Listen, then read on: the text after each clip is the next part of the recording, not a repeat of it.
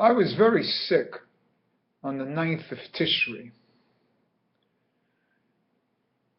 the day of the Yesod. Remember that the 9th and 10th of Tishri together comprise one Yom HaKippurim. There are 2 days which are one. The Yesod, one should eat. If one eats and drinks abundantly on the 9th of Tishri, it's as if they fasted for 2 days on Yom HaKippurim.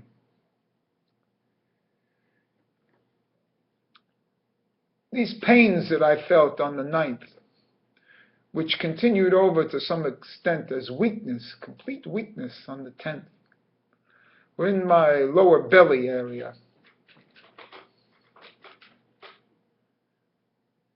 Terrible, feeling tremendously ill,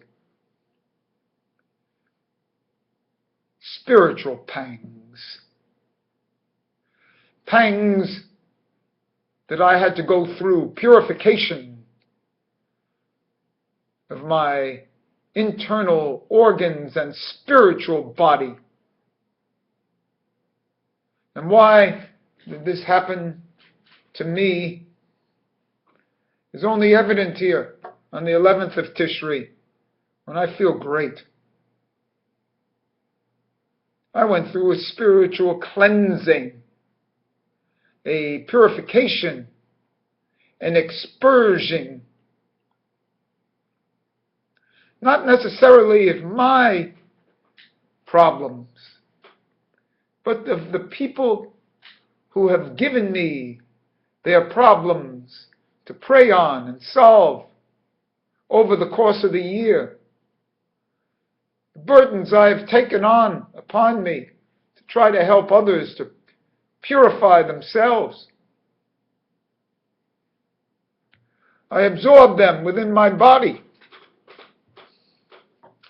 and they need an outlet. And that outlet occurred for me on Yom HaKippurim, the 9th and 10th day of Tishri, to the point where I felt like I was physically dying. I went through a resurrection of the dead.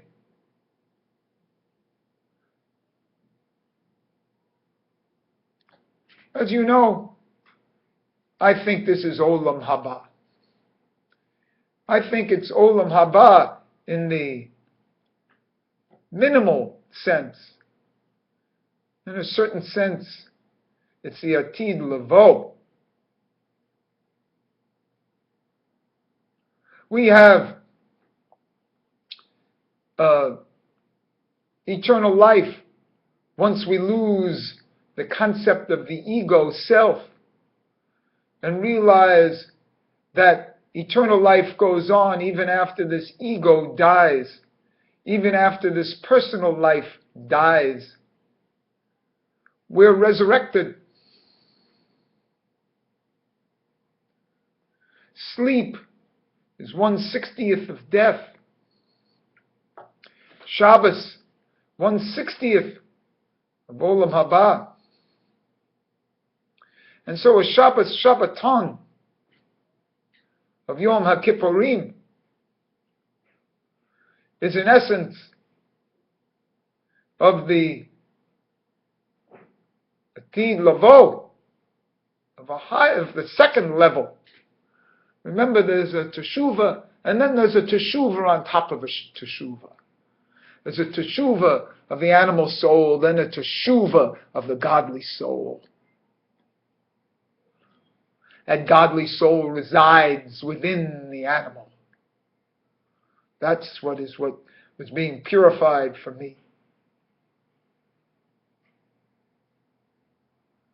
I had certain thoughts on Yom HaKippurim that I want to share.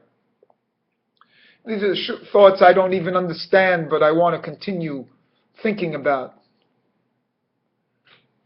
as my parents were lighting Yiska candles for their parents.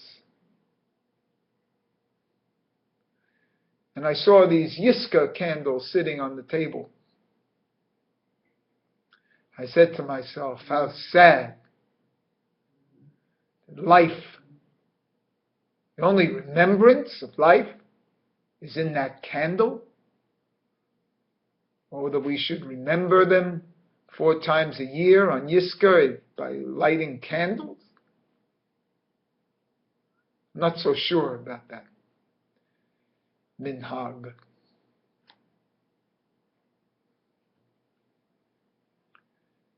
One never can forget their parents.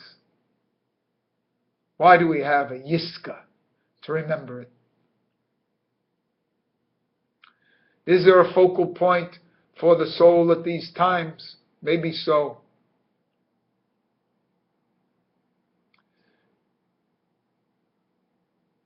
But to be signified by a candle in a plate, something that I don't feel right about.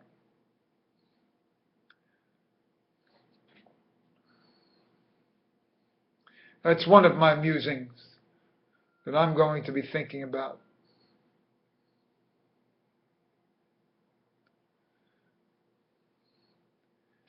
During the year, as a Kabbalist, as Alexander ben Ephraim of New York, I ask people, or I give people blessings, sometimes based on my symbols, my unique Kabbalistic symbols that came to me in dreams, and obviously are supposed to represent my contribution and my level of being within this world. Sometimes during the year, people ask me to pray for their illnesses or to give brachas. And in doing that, I absorb some energy. Only now, blessing that I received were these pangs on the 9th. My blessing was the pangs of the others that I now know have been forgiven and purified.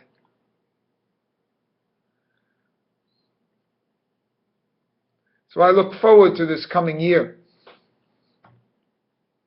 that actually starts for me today, the 11th of Tishri, the day of the building of the Sukkah, the right hand Hasidim. Today is the day of Hod, of the Hasidim, Hasid of the one Hasidim of Hod, and we build these 4 days, and then on the 5th day we have the Hasidim of Hesed, which is the strongest. It's not even comparable, and that starts Sukkot.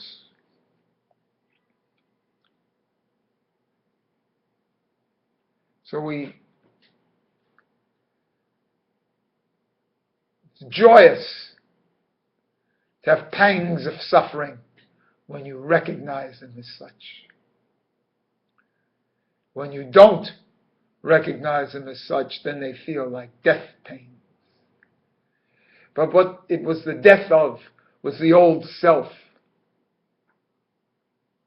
The old self of unrecognized intellect. Because once the intellect can recognize what's really going on, there's only joyousness. Only simcha. Only the playing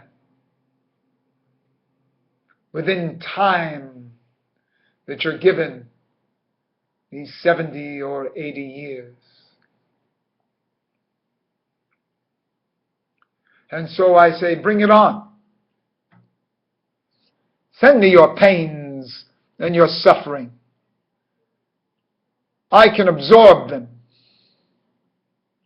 Look into my eyes and send me your sufferings. I will ground them, neutralize them, absorb them. I look forward to the blessing of being able to do so.